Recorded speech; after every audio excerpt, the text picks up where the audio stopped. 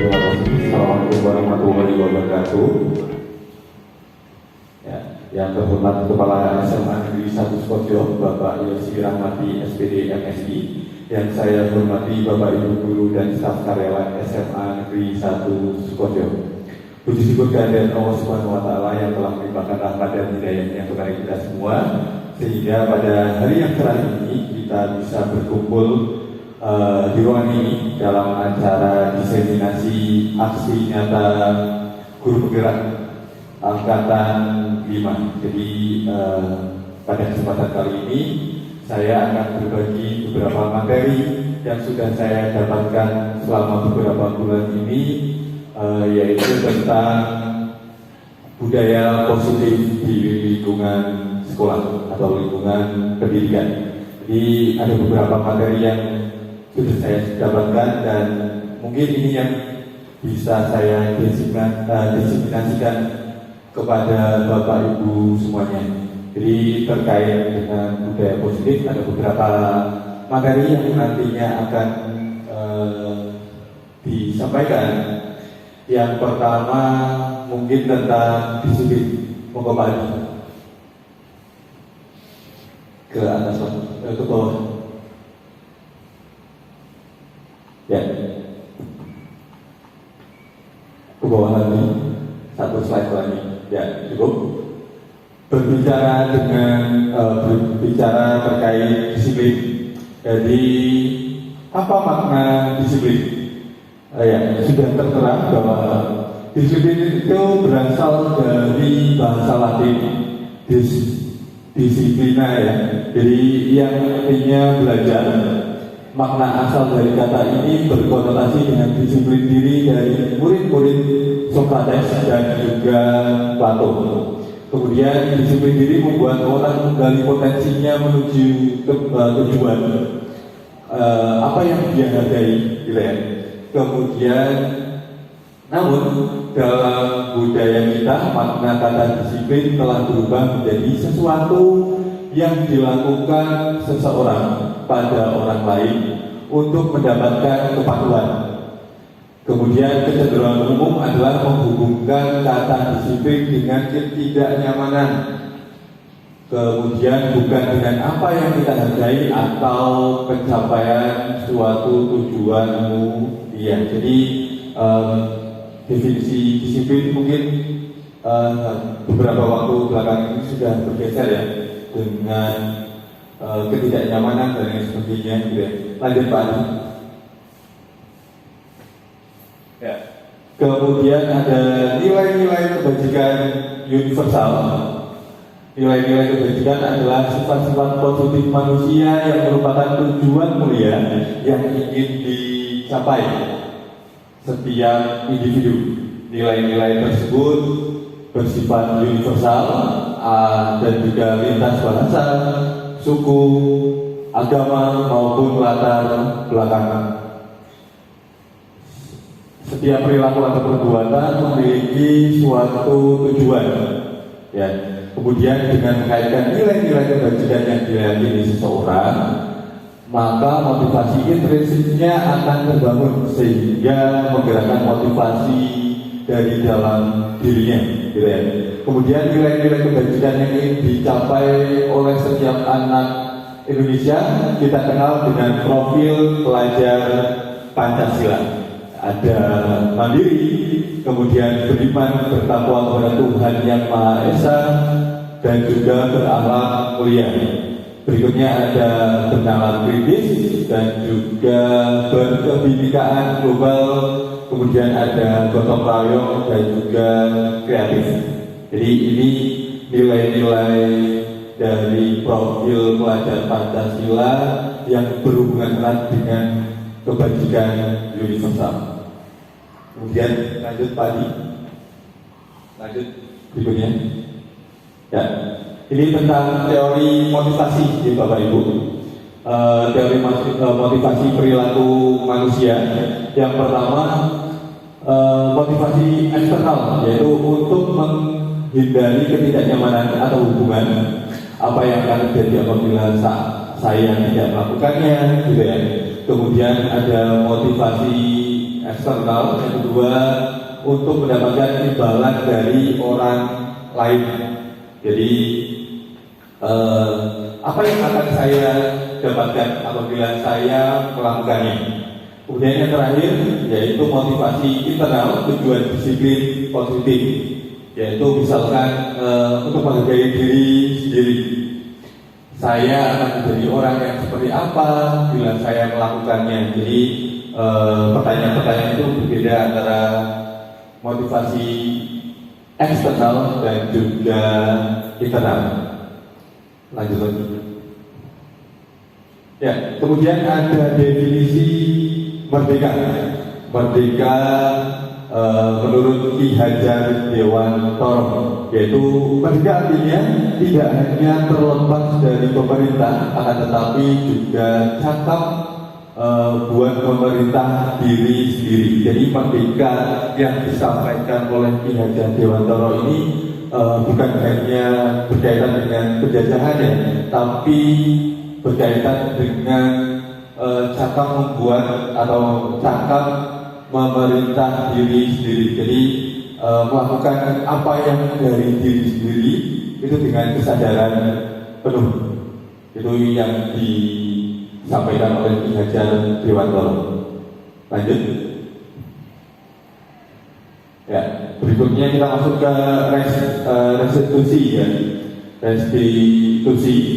Restitusi adalah proses penciptaan kondisi bagi murid untuk memperbaiki kesalahan mereka, sehingga mereka bisa kembali pada kelompok mereka dengan karakter yang lebih kuat. Restitusi juga merupakan proses kolaboratif yang mengajarkan murid untuk mencapai solusi untuk masalah mereka, dan juga membantu murid berpikir tentang orang seperti apa yang mereka ingin menjadi ya, tujuan mulianya. Kemudian dan bagaimana mereka harus memperlakukan orang lain. Jadi pada prinsipnya adalah penciptaan kondisi bagi murid untuk memperbaiki kesalahan, untuk kembali ke kelompoknya, dan juga bagaimana mereka harus memperlakukan orang lain, gitu ya. Jadi bukan hanya memperlakukan diri sendiri, tapi juga bagaimana mereka harus memperlakukan orang lain jika ada masalah. Berikutnya. Kemudian berikutnya ada 9 ciri-ciri restitusi.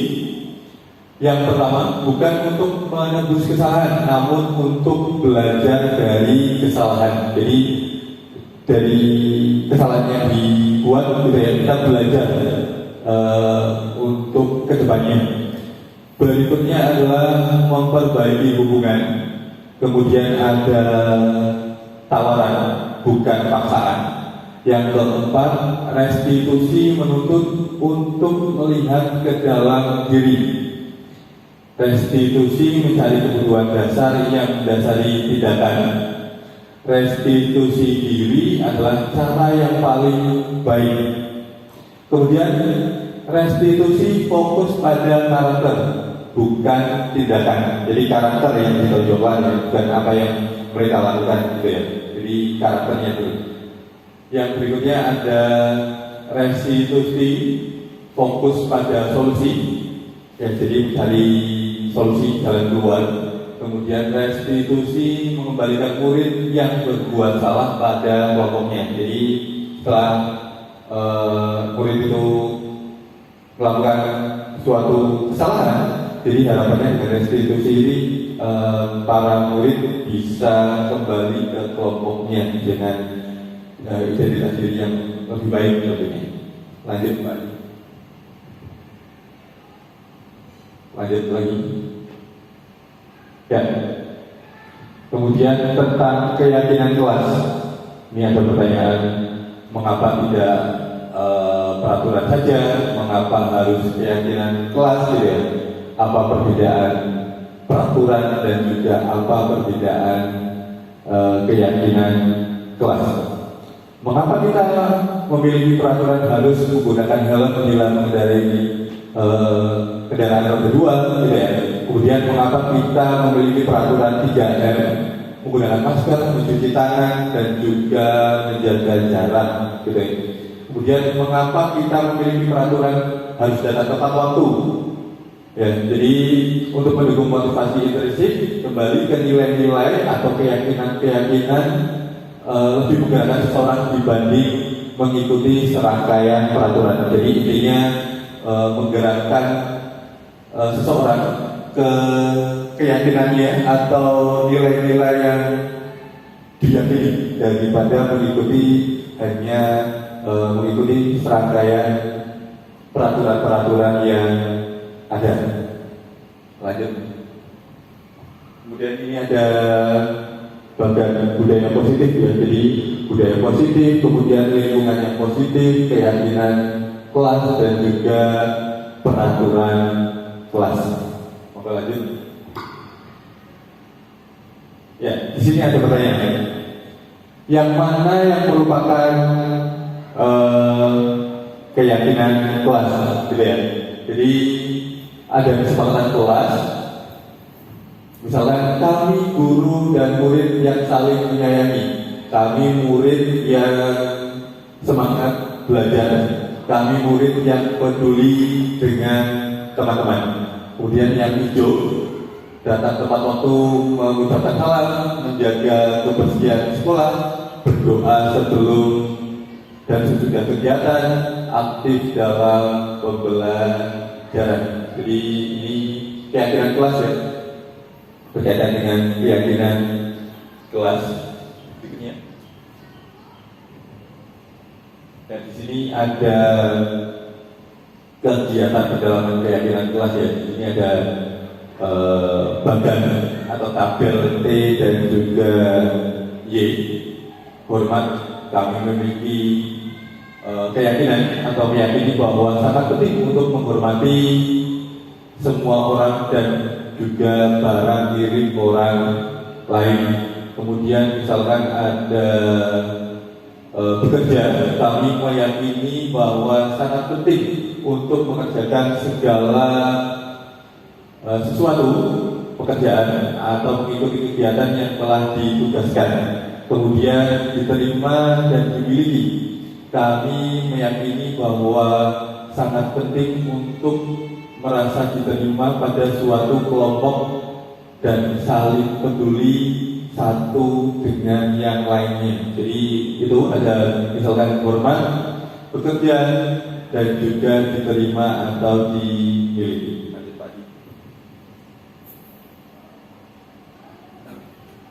Ini kegiatan pendalaman keyakinan kelas ya, dengan tabel.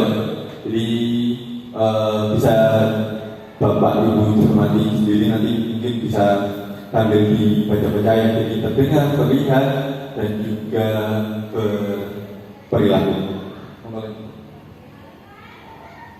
Nah, di sini ada beberapa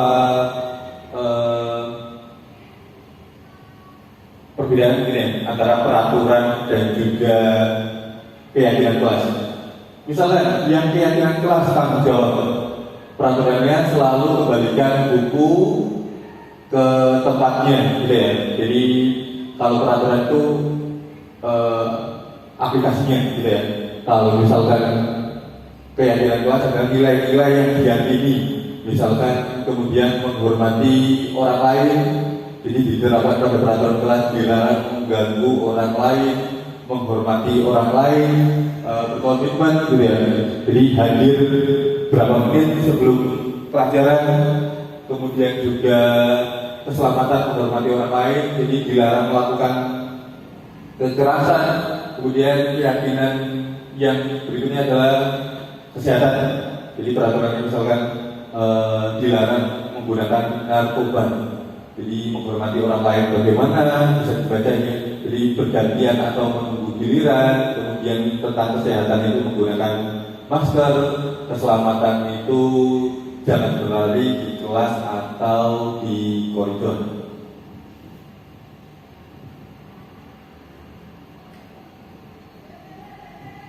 Ya, lanjut.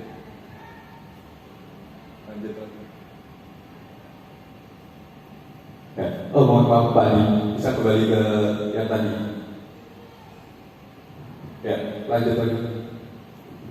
Di sini ada perubahan yang akan kita dapatkan gitu ya setelah mempelajari materi ini. Jadi pengaruh jangka pendeknya, jangka panjang, kemudian penghargaan hukum, penghargaan mengurangi ketepatan, dan juga penghargaan merusak hubungan.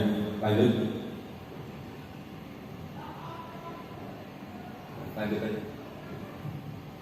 Ya, di sini ada contoh hukuman dan juga konsekuensi. Jadi hukuman itu bagaimana, konsekuensi bagaimana.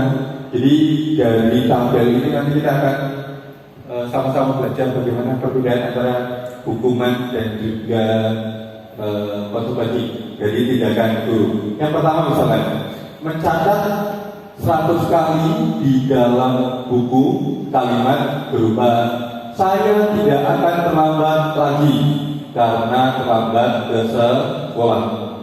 Itu termasuk hukuman ya Bapak Ibu, bukan konsekuensi. Jadi misalnya berikutnya yaitu lari mengelilingi lapangan basket 2 kali karena terlambat hadir di sekolah, itu juga termasuk dalam hukuman.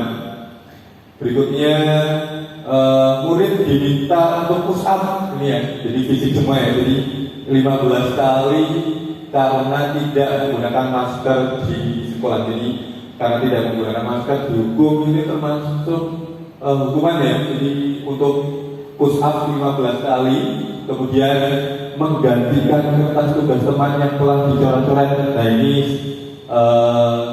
termasuk ke konsekuensi gitu ya, berbeda. Jadi hukuman itu cenderung menyakitkan gitu ya. Jadi kemudian membersihkan tumpahan air di meja tulis karena tersenggol pada saat belajar. Ini termasuk konsekuensi. Murid disuruh untuk tidak mengenakan sepatu seharian di sekolah karena tidak mengenakan sepatu hitam. Ini termasuk hukuman. Dan juga yang terakhir lari mengelilingi lapangan basket dan seterusnya. Gitu ya. Moga lanjut. Nah ini ada tabel perbedaan antara hukuman dan juga konsekuensi. Jadi bisa dilihat ya. Jadi hukuman yang sebelah kiri dan juga konsekuensi sebelah kanan. Kita bahas bersama. Yang pertama, hukuman itu selalu yang menyakitkan harus terjadi, gitu ya. Jadi kalau konsekuensi sesuatu harus terjadi. Jadi sebagaimana yang harusnya terjadi, gitu ya. Kemudian membuat anak sakit baik fisik maupun hati. Yang berikutnya untuk jangka waktu yang lama. Jadi sakit hatinya itu biasanya kalau dari hukuman itu lama. Jadi saya dihukum saat SMA sampai bekerja pun saya masih merasakannya, sakit hatinya tersebut. Kemudian anak menghargai disiplin, gitu ya. Membuat anak merasa tidak nyaman dalam jangka waktu yang pendek. Itu kalau misalkan konsekuensi. Berikutnya kalau hukuman anak membenci kedisiplinan. Jadi karena dihukum, jadi merasa malas atau benci terhadap kedisiplinan karena tidak mengenakan, gitu ya. Berikutnya anak menghargai disiplin kalau konsekuensi. Hukuman itu bersifat paksaan. Kalau konsekuensi itu stimulus tanggapan. Kemudian mendorong anak menyakiti diri sendiri kalau hukuman, gitu ya. Kalau konsekuensi mendorong anak agar mudah menyesuaikan diri. Kemudian konsep diri yang buruk, konsep diri yang baik, antara hukuman dan juga konsekuensi. Yang berikutnya anak belajar untuk menyembunyikan kesalahan kalau hukuman, gitu ya. Kalau konsekuensi, anak belajar untuk mematuhi peraturan yang dirasakan saat hukuman itu marah, rasa bersalah, dipermalukan, kemudian juga merasa tidak dihargai, kehilangan hak. Kalau misalnya kalau konsekuensi itu kehilangan hak, dibuat tidak nyaman, diasingkan untuk sementara, hanya untuk sementara. Jadi perbedaannya. Lanjut Pak Adi.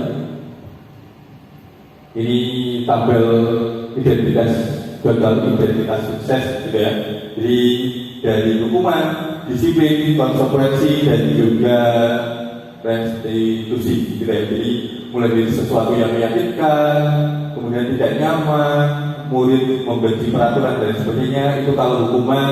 Kalau konsekuensi, sesuatu harus terjadi, tidak nyaman dan sebagainya, sampai ke murid atau anak menghormati peraturan yang konsekuensi, gitu ya.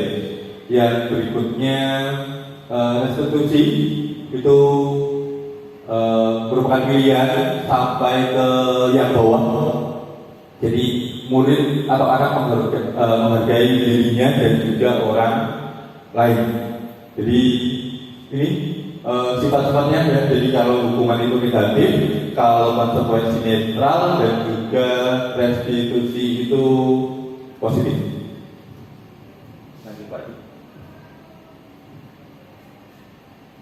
Lanjut lagi. Ya, ini adalah 5 dasar kebutuhan manusia. Jadi manusia itu punya 5 kebutuhan dasar. Apa saja? Yang pertama ada bertahan hidup, gitu ya. Jadi kebutuhan bertahan hidup. Yang berikutnya ada penguasaan, ada kasih sayang atau rasa diterima, kemudian ada kesenangan, dan juga ada kebebasan. Jadi 5 dasar kebutuhan manusia itu ada bertahan hidup, penguasaan, kemudian rasa diterima, kasih sayang, kemudian kebebasan, dan juga kesenangan.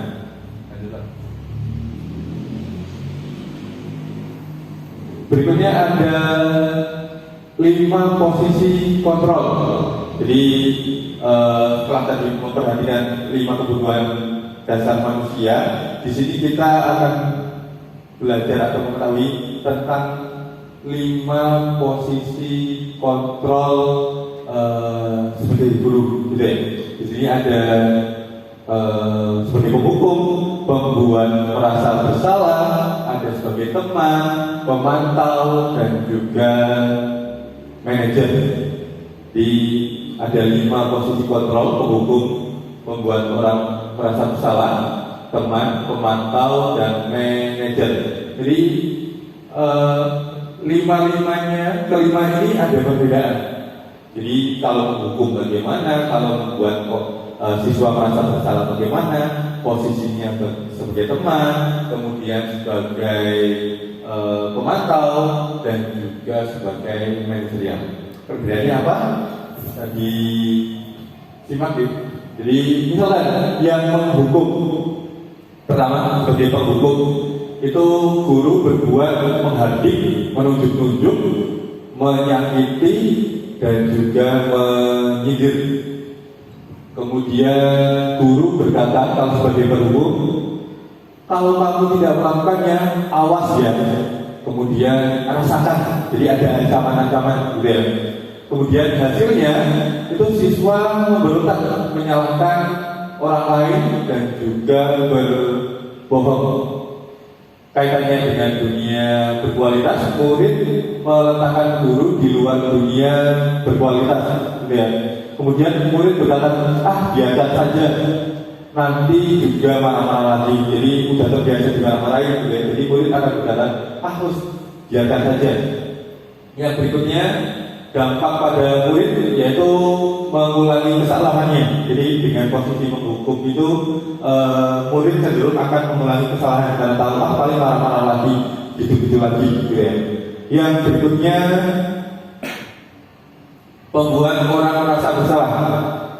yang diperbuat oleh guru adalah berceramah dan juga mengatakan seharusnya apa gitu ya, ibu kecewa sama kamu gitu ya, dan sebagainya. Kemudian guru berkata, kamu seharusnya sudah tahu ibu lelah sekali mengatakannya gitu ya. Jadi membuat orang merasa bersalah. Jadi hasilnya menyembunyikan, menyangkal, dan juga berbohong. Yang berikutnya, yang berikutnya kaitannya dengan dunia berkualitas itu murid meletakkan guru di dalam dunia berkualitas. Murid berkata, maafkan saya ya Bu, maafkan saya ya Bapak. Jadi mereka merasa, oh apa yang mereka lakukan itu kurang tepat. Dampaknya pada murid merasa rendah diri, gitu ya. Yang berikutnya sebagai teman itu membuat alasan-alasan untuk murid. Kemudian yang dikatakan oleh guru adalah, ayolah lakukan demi ibu, gitu ya, lakukan demi bapak. Masa kamu tidak mau? Ingat, bapak pernah bantu kamu loh, gitu dan sebagainya. Gitu, lebih ke sebagai teman. Kemudian hasilnya ketergantungan, gitu ya.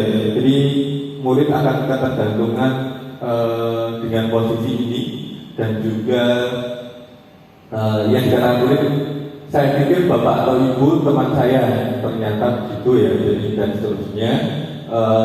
Dampak pada murid adalah lemah, tidak mandiri, dan juga tergantung. Jadi kalau tadi menghukum itu dampaknya mengulangi kesalahan, kemudian membuat merasa bersalah itu merasa rendah diri. Nah, kalau posisi sebagai teman ini dampaknya adalah lemah, tidak mandiri, dan tergantung pada gurunya, gitu ya. Yang berikutnya pemantau. Guru berbuat menghitung dan mengukur. Apa yang dikatakan guru? Menanyakan apa peraturannya, apa yang kamu yakini, gitu ya. Jadi apa yang sudah kita yakini di dalam kelas, gitu ya. Jadi menggali apa yang murid atau yang menjadi keyakinan kelas, gitu ya. Jadi kemudian hasilnya adalah menyesuaikan diri bila diawasi. Ya.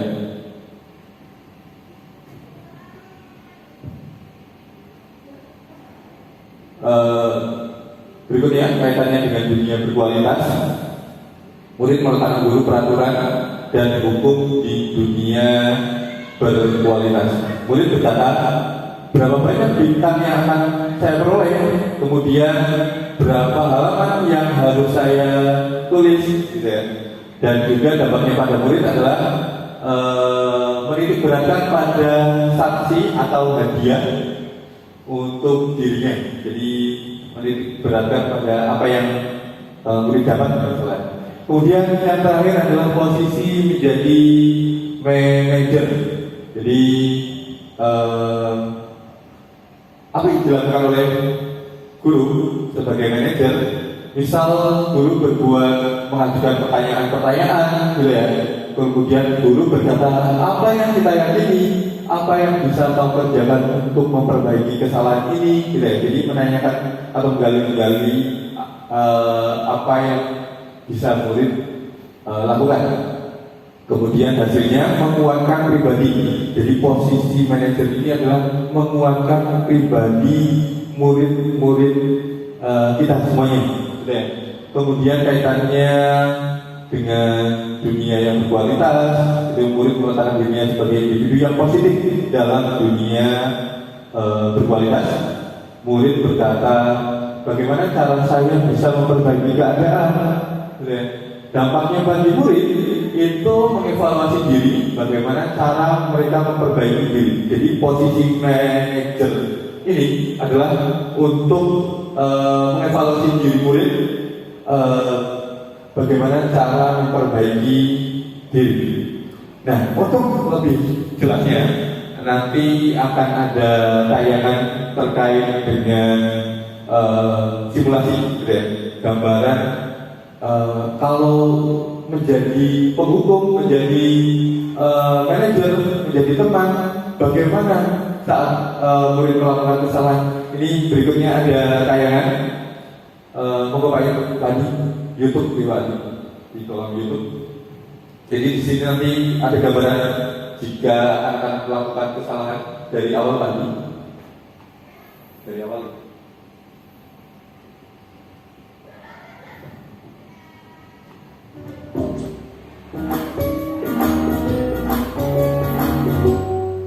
Ini gambaran salam bahagia ini dari Bapak posisi kontrol dalam penerapan disiplin positif restitusi. Salah satu program yang dikembangkan adalah 5 posisi kontrol. 5 posisi kontrol dalam restitusi adalah proses perjalanan seorang pendidik agar dapat mengenali dirinya. Pada video kali ini, kita akan membahas tentang 5 posisi kontrol yang dikembangkan oleh Diane Dawson dan contoh penerapannya.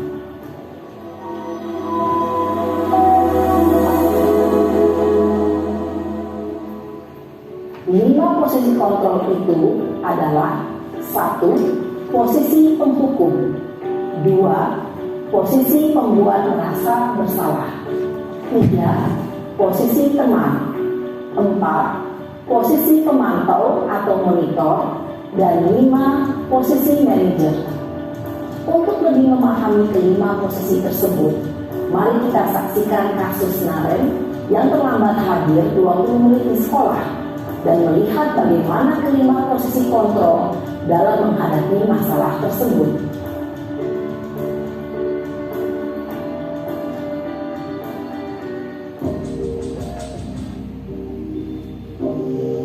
Ya, di sini ada yang terlambat Bapak Ibu. Naren, sini kamu.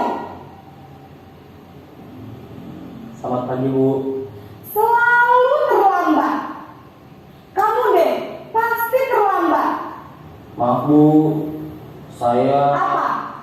Apa coba? Alasan kamu apa lagi? Kapan sih kamu tidak terlambat? Malas sekali ya kamu jadi anak. saya Dasar pemalas. Gak kapok-kapok sih kamu.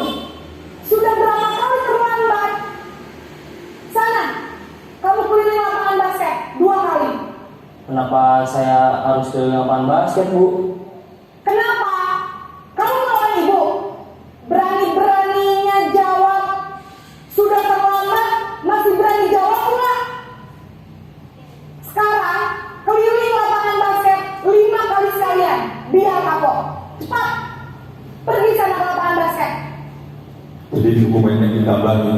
Posisi penghukum biasanya berbicara dengan nada tinggi, menghardik, menunjuk-nunjuk, menyakiti, dan menyindir. Hukuman bisa berupa fisik maupun psikis. Ibu dan bapak guru hebat. Dampak yang terjadi pada murid ketika guru berada pada posisi penghukum adalah murid cenderung akan memberontak, bahkan menyimpan dendam.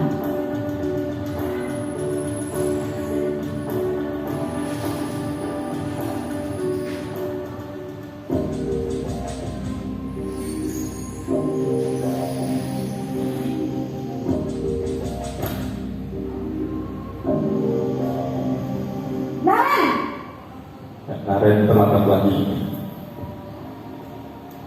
Selamat pagi, Bu. Naren, kamu kenapa terlambat lagi, nak? Ya Tuhan, Naren, kamu senang ya bikin ibu susah ya? Kalau kamu terlambat lagi, nanti ibu yang ditegur bapak kepala sekolah, nak. Disangka ibu tidak bisa membina kamu. Duh, gimana ini? Maaf, Bu. Duh Gusti Naren, kamu suka ya kalau ibu tegur bapak kepala sekolah? Terus, sekarang ibu harus tulis apa yang di buku absen? Ini kamu sudah sering terlambat loh. Ibu harus apa coba? Maaf, Bu. Maaf sekali. Ya sudah, lain kali jangan bikin ibu susah lagi ya nak ya. Ibu tidak akan kuat lagi kalau kamu begini terus. Bisa jantungan kalau ibu ditegur bapak kepala sekolah. Sana cepat ke kelas. Maaf ya, Bu. Maaf sekali.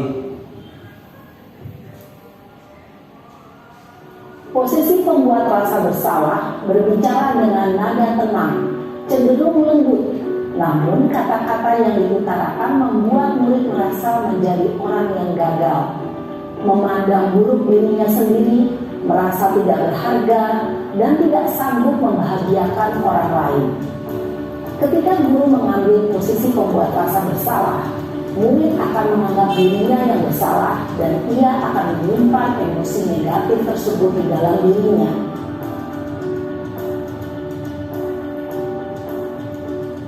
Yang ketiga, posisi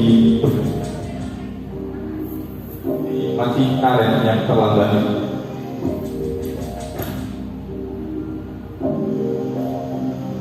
Naren!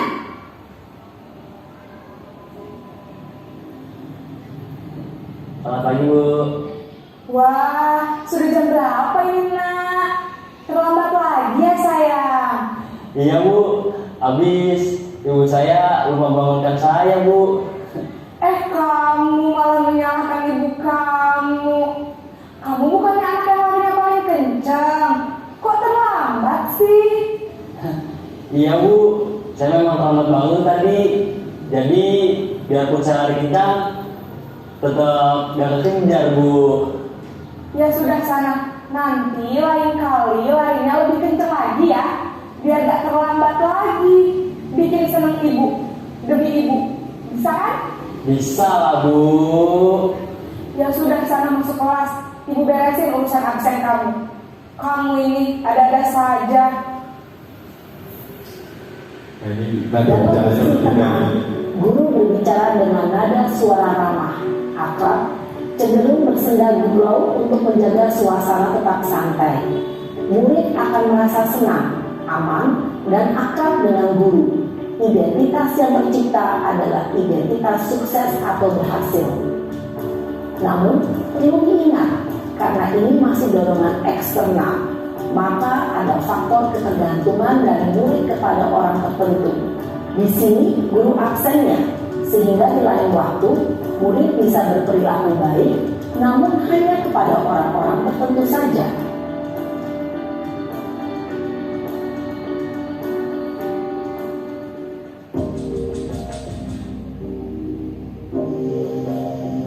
Masih Naren yang terlambat.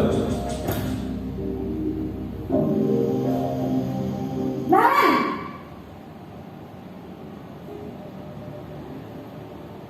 Selamat pagi, Bu. Naren, apa peraturan sekolah kita tentang jam berapa kita harus masuk sekolah, Nak? Kita harus di sekolah jam 7, Bu. Iya betul, sekarang sudah jam 7.20. Naren sudah tahu konsekuensinya jika terlambat hadir. Paham, Bu. Saya harus tinggal kelas pas jam istirahat selama 20 menit. Iya benar, konsekuensinya demikian. Jadi nanti jam 9.30 pas istirahat, kamu harus tinggal di kelas, kerjakan tugas tambahan untuk ketertinggalan kamu, ya? Baik, Bu. Posisi pemantau mengandalkan penghitungan atau data untuk mengontrol murid. Guru mengarahkan murid berdasarkan peraturan dan konsekuensi. Seorang pemantau menunjukkan bahasa tubuh dan ekspresi wajah yang datar dan cenderung formal.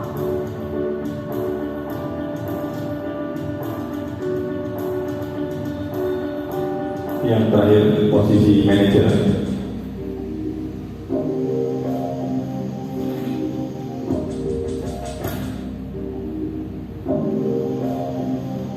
Naren!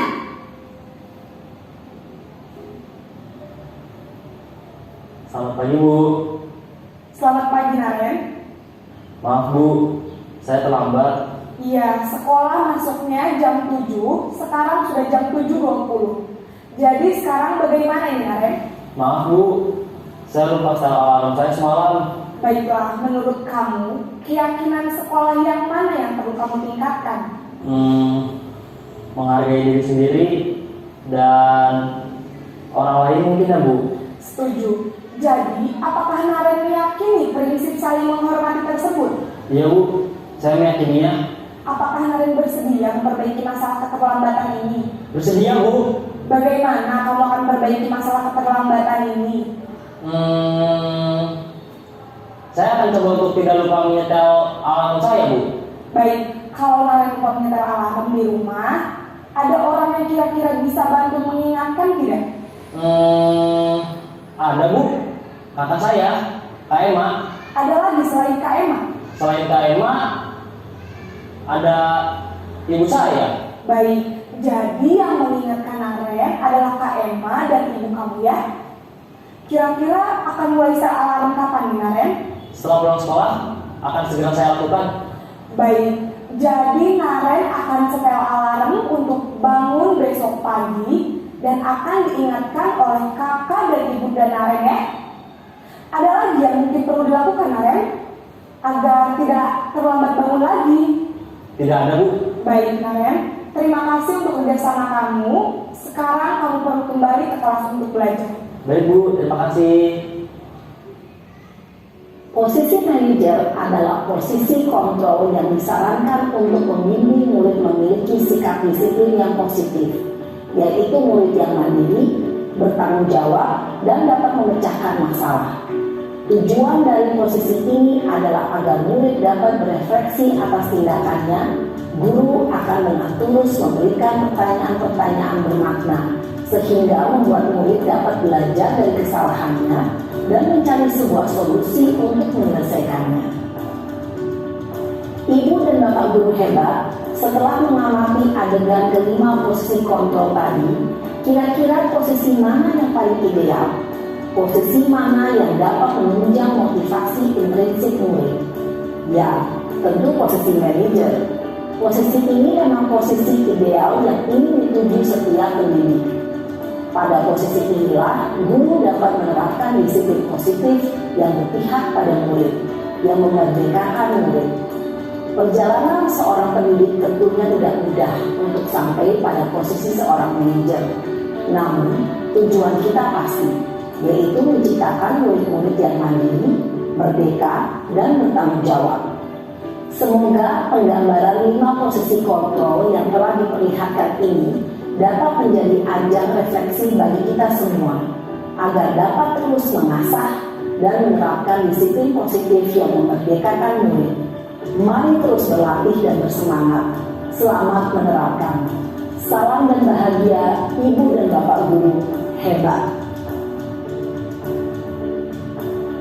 Ya, demikian tadi ilustrasi ya, bagaimana 5 posisi kontrol yang bisa dilakukan. Ada sebagai penghukum, merasa bersalah, sebagai teman, ada pemantau, dan juga manajer, gitu ya. Jadi misalkan yang kita katakan tadi ya, jadi ibu guru yang melihat Naren terlambat itu kan, apa yang beliau katakan itu nanti berbeda di setiap posisi kontrolnya. Jadi kalau misalkan saya kecewa sama kamu, itu kan membuat orang merasa bersalah, gitu ya. Kemudian kamu itu tidak pernah benar melakukannya, gitu ya. Selalu saja salah dan sebagainya. Itu sebagai penghukum. Kemudian sebagai teman, ayolah, kamu kan bisa, ayolah bantu ibu dan sebagainya, gitu ya. Itu sebagai teman. Kemudian pemantau, dan lain sebagainya, itu sudah cukup jelas ya di video tadi. Sekarang saya ingin tahu ya, jadi pengalaman Bapak Ibu yang sudah kira-kira pernah tidak melakukan posisi kontrol, dan posisi kontrol apa yang pernah dilakukan, gitu ya. Jadi monggo bisa saling bertukar pengalamannya, gitu ya, tentang posisi kontrol. Ya, monggo siapa dulu?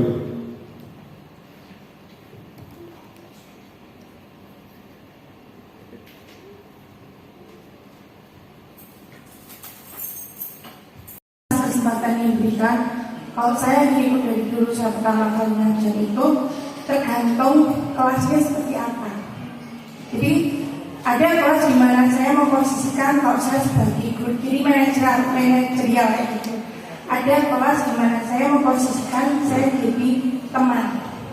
Beberapa karakter dari masing-masing setiap kelas kan berbeda. Jadi contohnya kayak kelas 12 IPA 1 ada trik-trik khusus untuk beberapa anak.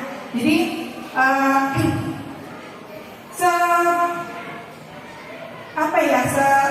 sepintar-pintarnya anak mau jawab, mau ngeles gitu, tetap kita memposisikan kalau kita adalah guru.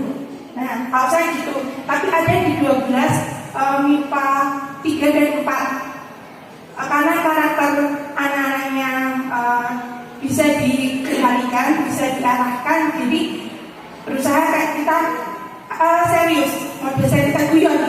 Ada mode serius, ada mode guyonnya, jadi kan bisa jadi teman kayak gitu. Tapi kalau di kelas tertentu 12 MIPA 1 itu lebih kepada itu ada kadang manajerial, tergantung bagaimana anak itu bersikap seperti itu. Terima kasih. Jadi karena kami sudah mengabdikan diri di bidang pendidikan itu sekian puluh tahun, maka semua indikator itu sudah pernah saya sampaikan semuanya. Penghukum ya pernah, karena memang anak itu karakternya ada yang sekali, ada yang bandel, ada yang setengah bandel, ada yang penurut dan sebagainya. Sehingga yang kebangetan memang pernah kami berikan satu punishment, hukuman.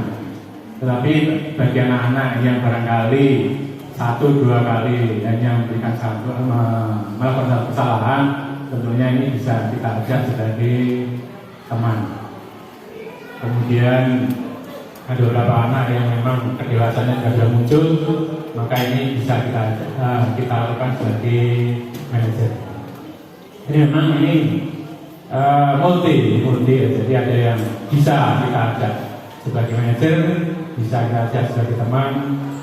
Dan kalau memang sudah kebangetan, memang ini kita berikan satu hukuman. Jadi ini bisa kita lihat aja, kita lihat seberapa dan sebagaimana anak itu melakukan satu kesalahan, sehingga seberapa jauh dan seberapa berat punishment atau hukuman itu kita berikan. Apakah kita berikan punishment, apakah bisa kita berikan teguran, apakah bisa kita ajak sharing. Saya kira itu yang pernah kami lakukan semacam ini. Terima kasih. Assalamualaikum warahmatullahi wabarakatuh.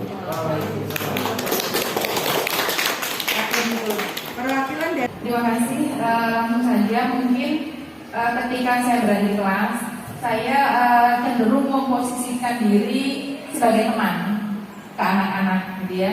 Jadi saya berusaha untuk lebih santai. Kadang saya juga bercerita di luar materi, tapi masih berhubungan dengan materi, tapi tidak kemudian apa yang saya sampaikan itu ke materi secara intens gitu ya, materi saja tidak, tapi saya biasanya sering bercerita kemudian menanyakan hal-hal di luar materi kepada anak-anak. Nah itu menurut saya, jadi ini mungkin trik juga bagi saya supaya anak lebih merasa santai ketika pembelajaran di pelajaran saya. Itu yang saya lakukan. Nah kemudian reaksi anak yang berbeda-beda. Jadi ada anak yang biasanya ketika saya ada cerita dia antusias. Ada juga yang anak itu dia tidak respon, juga ada sebetulnya. Jadi anak kan bermacam-macam. Jadi ya saya mencoba menyesuaikan saja. Seperti itu. Mungkin itu pengalaman saya. Terima kasih. Terima kasih. Tepuk tangan dulu. Mungkin dari Ibu Siti. Untuk saya biasanya menempatkan diri sebagai teman untuk anak-anak, karena memang perbedaan umurnya kan nggak terlalu jauh ya. Jadi saya menempatkan diri sebagai teman. Dia lebih akrab di kelas, kemudian kalau diajak ngobrol itu mereka lebih terbuka kepada gurunya seperti itu. Dan anak bagaimana Pak? Dengan posisi teman itu nyaman atau bagaimana? Kalau anak-anak secara keseluruhan aman Bu, cuman memang kendalanya kalau ada beberapa yang kecenderungannya lebih banyak melanggar peraturan di kelas, karena kita memposisikannya lebih akrab, jadi anak-anak itu kadang melunjak gitu loh. Jadi besok lagi diulang lagi gitu ya? Ya kalau misalkan mereka melanggar peraturan, kita kadang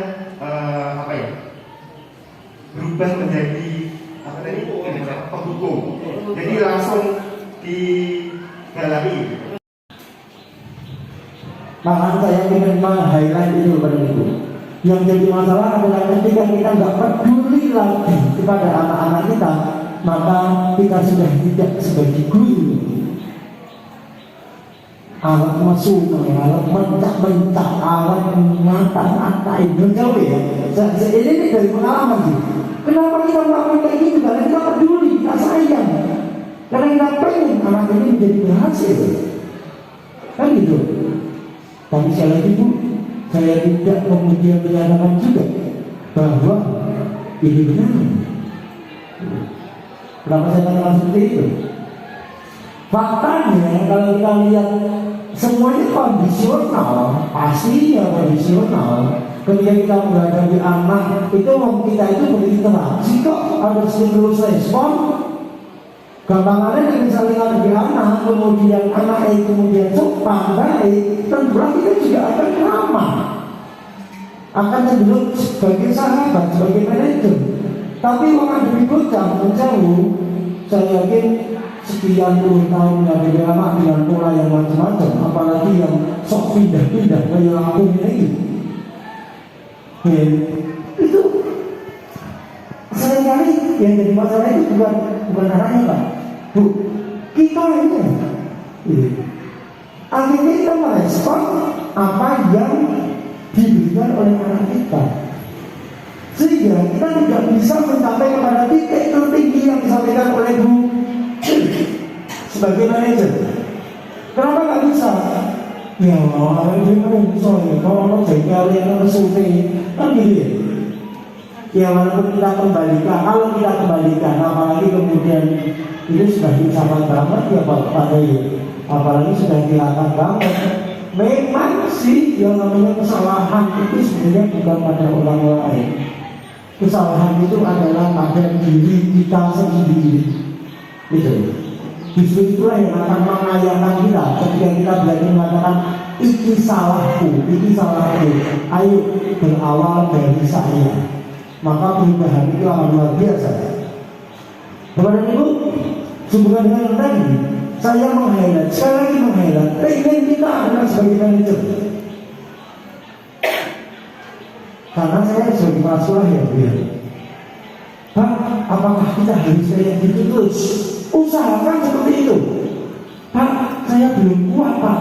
Apa main waktu sak tantangan gitu ya Pak? Kamu tahu gitu. Saya juga pernah ngalamin jadinya kayak gini Pak. Aku berselingkuh, udah gua masuk kelas, ada 6 tahun. Orang cowok ini, kondomi sini sebagai orang tua dan anak nggak mungkin dong. Kan bisa mana? Di sini kan tantangan orang ya. Itu apa? Kenapa? Nah ini, tapi bagaimanapun juga kita itu pegang status sebagai guru. Saya setuju, masih. Ada saat memang kita handle diri kita sebagai guru. Karena kita handle sebagai guru, maka kita yakini bahwa dia percaya saya guru. Pak, kalau saya masih menggunakan pola hukum boleh enggak? Maaf ya, ini saya ya. Nih, barangkali ini SMA Mawasari. SMA Sonjo. Masih peluang antara ini. Ini Sonjo. Maksud saya ini, kalau saya memperoleh melakukan tindakan menghukum boleh enggak? Saya bilang boleh. Kayak gitu. Bukan saya kemudian menolak ini, saya sangat menerima ini. Tapi kondisional di mana kita harus menghukum, hukum. Tapi untuk hukum ya, saya yakin anak ini lebih banyak baiknya daripada buruknya. anak ini lebih banyak taatnya daripada rentangnya. Iya Pak ya? Kita lebih banyak sehatnya daripada sakitnya. Masa kita mau memberikan highlight, kita mau menegaskan untuk hal yang negatif, kenapa kita tidak positif saja? Maka kepada itu, ya, beberapa hal yang saya catat lagi, saya pikir penting kok Bu. Kemudian, tadi penanganan dimulai sebagai sebuah proses menuju pada penanganan sebagai manajer. Saya merasa selama 1,5 bulan atau 2 bulan di SMA Sukoharjo, kita itu udah on the track. Ya, kita sudah mencoba berupaya untuk sesuai dengan aturan. Maksudnya sesuai dengan apa yang kita paham. Saya masih dalam masalah itu. Contoh nih, Bu, saya udah ngomong sama siswa, bagaimana jika kita mengadakan sebuah event untuk memberikan masukan kepada tata tertib sekolah. Jadi tata tertib sekolah itu tidak hanya top down oriented, di mana tata tertib yang sudah ada lama itu kita gunakan. Yang kemarin itu kita coba revisi. Selanjutnya kita sosialisasikan. Bahkan ini sudah sampai pada tahapan OSIS. Saya pengennya kita akan ada kegiatan di mana semua anak misalnya di lapangan gitu ya. Mereka sudah baca semuanya tata tertib, kemudian kita berikan kewenangan ruang kepada dia untuk tata tertib yang mana yang menurut kamu nggak suka, yang harus kita perbaiki. Nah, kemudian kata-kata aturan menjadi keyakinan. Barangkali kalau sebelumnya kalimatnya bukan keyakinan, tetapi komitmen. Tidak ada lagi yang namanya tata tertib, yang ada adalah komitmen. Dan kata-kata komitmen ini pun itu bukan berarti top down oriented, tetapi adalah ini kebutuhannya pada kebutuhan anak. Anggap aja gitu apa ya dia. Suatu saat saya pernah mengajukan kata tertib ini kepada sebuah diskusi anak-anak OSIS pada waktu itu, untuk merevisi tata tertib di SMA Ciwiring waktu itu. Pas begitu saja. Kebetulan saya siswa. Yang saya minta merevisi adalah anak-anak pengurus OSIS dan MPK. Belum tahu nggak hasilnya? Hasilnya itu bukan tata tertib yang lebih ringan, tetapi tata tertib yang jauh lebih berat daripada yang kita buat. Apa namanya itu? Ada keinginan internal dari anak-anak kita untuk menjadi lebih baik. Tata tertib anak-anak kita itu pengen kok. Ini 1-2 gelintir inilah yang barangkali concern kita tangani, tetapi tidak dengan negatif approach, tapi dengan menggunakan positif approach. Kata terakhir adalah ayo. Terima kasih. Assalamualaikum warahmatullahi wabarakatuh.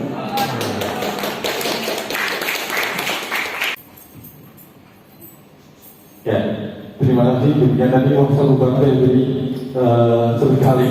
Jadi pengalaman-pengalaman Bapak Ibu terkait dengan 5 posisi kontrol yang pernah dilakukan sudah rata-rata sudah pernah melakukannya semua, tidak ada yang menjadi teman, ada yang manajer, penghukum dan lain sebagainya. Kita lanjut ke yang berikutnya Bapak Ibu. Ada segitiga restitusi. Jadi segitiga restitusi itu ada menstabilkan identitas, validasi kebutuhan, menanyakan keyakinan diri ini segitiganya. Jadi adalah validasi kebutuhan, stabilkan identitas, menanyakan keyakinan. Apa yang bisa guru-guru lakukan jika di posisi ini gitu ya, masing-masing? Lanjut Pak. Ya, misalkan ini untuk menstabilkan identitas. Yang bisa dikatakan guru adalah berbuat salah itu hal yang manusiawi gitu ya. Jadi tidak ada manusia yang sempurna. Bapak Ibu juga pernah salah kok gitu ya. Jadi kita pasti bisa menyelesaikan permasalahan ini. Kemudian kalau kamu menyalahkan dirimu sendiri terus-menerus, apakah kamu bersikap baik pada dirimu gitu ya. Jadi ini menstabilkan identitas. Lanjut lagi. Kemudian ada validasi kebutuhan yang bisa dikatakan guru. Guru berkata gitu ya, kamu bisa saja kan melakukan hal yang buruk, tapi kamu tidak melakukannya kan. Kamu pasti punya alasan melakukannya.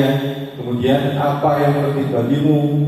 Kamu boleh tetap berusaha menjaga sikap itu, tapi tambahkan sikap yang lain gitu ya. Apakah kamu bisa melakukan dengan lebih baik esok hari, lain waktu gitu ya. Ini termasuk ke dalam validasi kebutuhan. Dan yang terakhir adalah lanjut tadi, menanyakan keyakinan gitu ya. Jadi apa yang bisa dikatakan guru, misalkan apa nilai-nilai kepercayaan kita di kelas kita, di sekolah kita gitu ya. Nilai-nilai universal apa yang telah kita sepakati. Kemudian kelas yang ideal itu kelas yang seperti apa? Jadi itu pertanyaan-pertanyaan pada menanyakan keyakinan gitu ya. Kalau misalkan kamu ingin menjadi sosok anak yang seperti apa gitu ya, itu yang dikatakan dulu pada posisi ini gitu ya, menanyakan keyakinan kelas.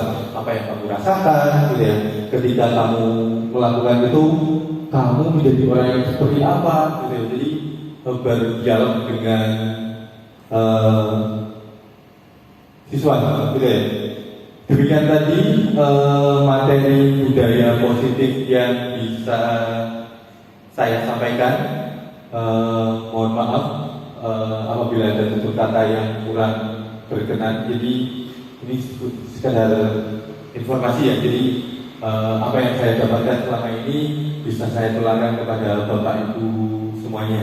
Jadi harapannya setelah pertemuan ini Bapak Ibu bisa memahami kira-kira posisi Bapak Ibu itu bakal seperti apa jika menangani siswa nantinya. Jadi jika ada siswa yang melakukan kesalahan, kira-kira Bapak Ibu apa yang akan dilakukan.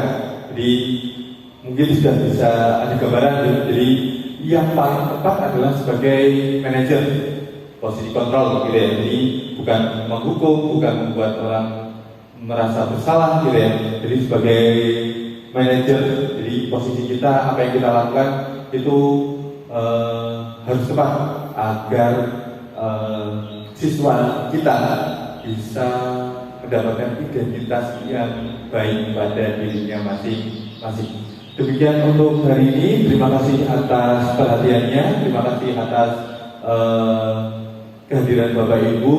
Semoga ilmu yang kita dapatkan hari ini bermanfaat untuk Bapak Ibu ya. Jadi terima kasih. Mohon maaf apabila ada tutur kata yang kurang berkenan. Saya akhiri. Wassalamualaikum warahmatullahi wabarakatuh. Terima kasih Pak Hadi. Oh ya, setelah ini bisa foto bersama nih. Jadi untuk dokumentasi, jadi minta foto bersama Bapak Ibu semuanya. Terima kasih.